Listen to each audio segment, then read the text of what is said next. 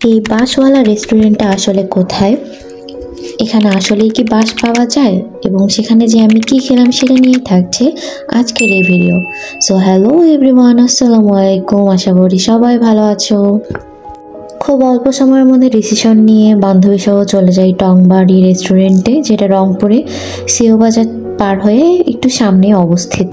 সবসময়ই আমরা যে ধরনের রেস্টুরেন্টে যেয়ে থাকি, এবার না হয় একটু নতুন কিছু ট্রাই করা যাক। রেস্টুরেন্টে যেয়ে আগে মেনু কার্ড নিয়ে বসে পড়ি, কেননা বান্ধবীর নাকি অনেক ক্ষুধা লেগেছিল, তাই আগে অর্ডারটা কনফার্ম করে ফেলি। এই তোমরাও একটু দেখে নাও মেনুটা।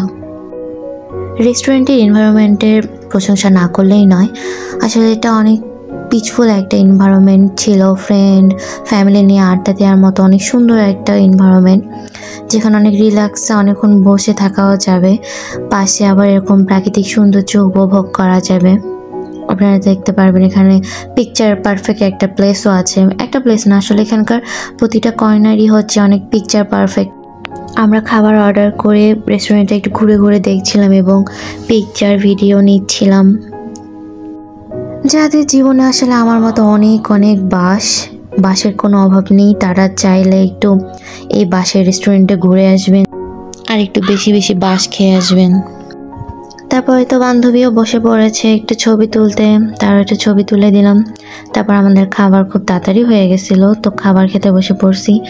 খাবারে আসলে একটু প্রবলেম ছিল, মনে হচ্ছিল ফ্রাইড রাইসে হলুদটা বেশি হয়ে গেছে, যেটা তোমরা দেখেই বুঝতে পারতেছো ভিডিওতেই।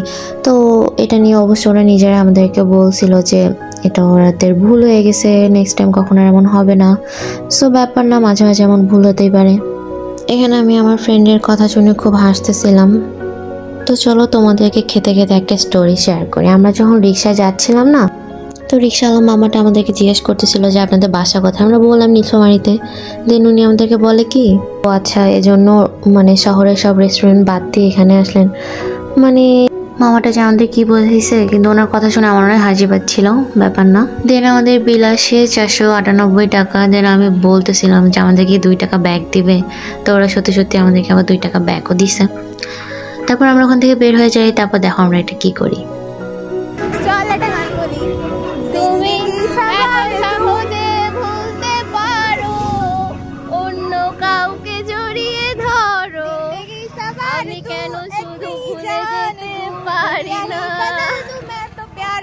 একজন ছ্যাঁকা খাওয়া গান করলো আর একজন তো কি আর বলি, যাই হোক।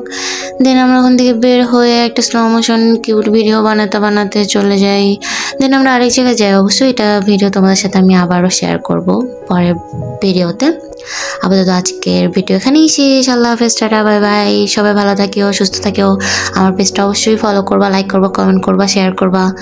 Bye bye.